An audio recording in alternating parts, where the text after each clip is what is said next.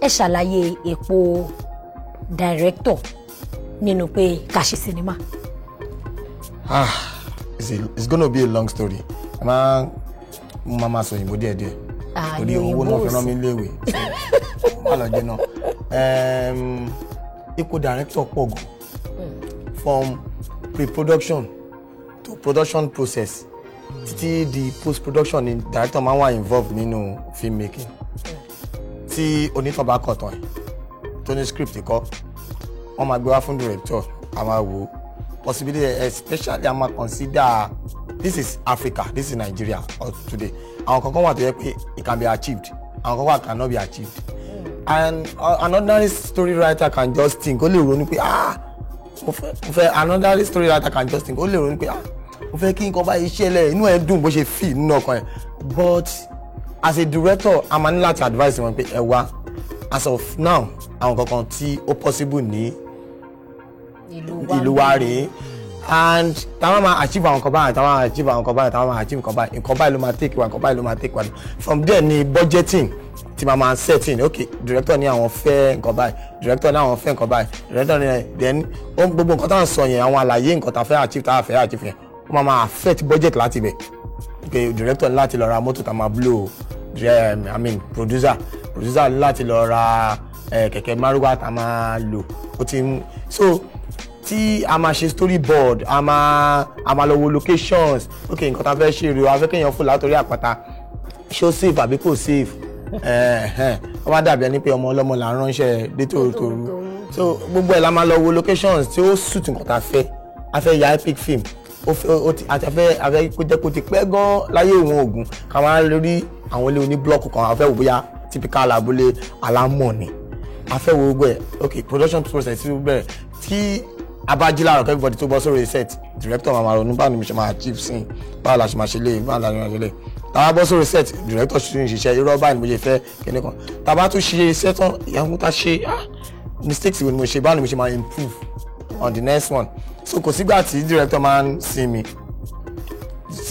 a máa ṣe both practically ọpọlọ wa máa ṣiṣẹ́ a lot of brain masturbations then after yẹn a máa practical wa a máa fò sókè a máa sáré tàbí lé kámẹ́rà ń gbà míì a máa ṣe fẹ́ rí nǹkan tó ń fún wa àtàbá ti ṣe bá tó wá parí tán director ṣì ń lọ sí studio these days àwọn ẹlòmíín lo continuity lọ but normally gẹ́gẹ́ bọ́n ṣe kọ́ wa ní iṣẹ́ ní professional bọ́n ṣe kọ́ wa ní film school director has to be part of studio post production ṣọ́ọ̀tì yìí ẹ̀ lónìí wá ẹni kíní kankan wọ́n lè misunderstand director editor lè misunderstand director pẹ̀lú àwọn short kan ó lè máa so director ní láti ti lọ sí studio sometimes director lè wà involved in marketing ó lè máa wà involved in marketing sometimes studio níṣẹ́ parí director parí after tó bá ti rí preview so director ó wà involved nínú film ṣíṣe láti ìgbà tó ti fẹ́ bẹ̀rẹ̀ láti ìgbà tó ń ṣiṣẹ́ meeting pé ìgbà míì our director máa ń change story mọ́ producer lọ́wọ́ àwọn ní story yìí dá based on your budget a lè achieve nǹkan tó wà lẹ́yìn jẹ́ ká wo simpler story your budget ẹ lè gbé story let's do this sometimes a máa ya àwọn kankan kó sometimes a máa fi àwọn kankan kún just to at the end of the day battle tó le jù òun ni artistic part of our work àwọn bàbá kan tí ń ṣe fíìmù kan tó bí àwa àwọn ọ̀gá Bello nǹkan kan ti ìgbà míì tá bá wà lórí set as a young director tó jẹ́ pé àti lọ school ní Ghana àti lọ South Africa àti lọ wọ́n yín ṣe fíìmù àti wálé àti wo Indian àti wo American film àti wo Chinese iṣẹ́ wa máa ń le nígbà míì tá bá pàdé àwọn àgbà òṣèré tí opinion wọn bá lọ yàtọ̀ sí titi wa now I wan bring fresh ideas gbogbo nǹkan tá wọ́n máa ń write most of the time but báwa ṣe àwọn ọmọ òde yìí bá ṣe ń ṣe nǹkan tiwa wọ́n máa ń fẹ́ yàtọ̀ díẹ̀ so àwa bẹ̀rẹ̀ sí ní bára wa fà á irọ́ ni jẹ́ kó má ṣe báyìí nǹkan tí a bá ṣàgídí jù pé Jídé ọ̀nkú Jídé báyìí ni mo ṣe fẹ́ ọmọ yẹn ní ìgbéraga ni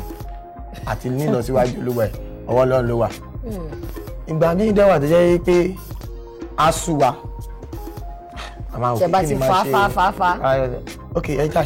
ṣe ń their own way tí bá ṣe tẹ́ wa lọ́rùn ẹja ṣe ń their own way one way or the other ṣá a máa try láti merge idea tiwọn àti tiwa a máa merge papọ̀ sometimes a máa take idea tiwọn we give us sometimes wọ́n máa write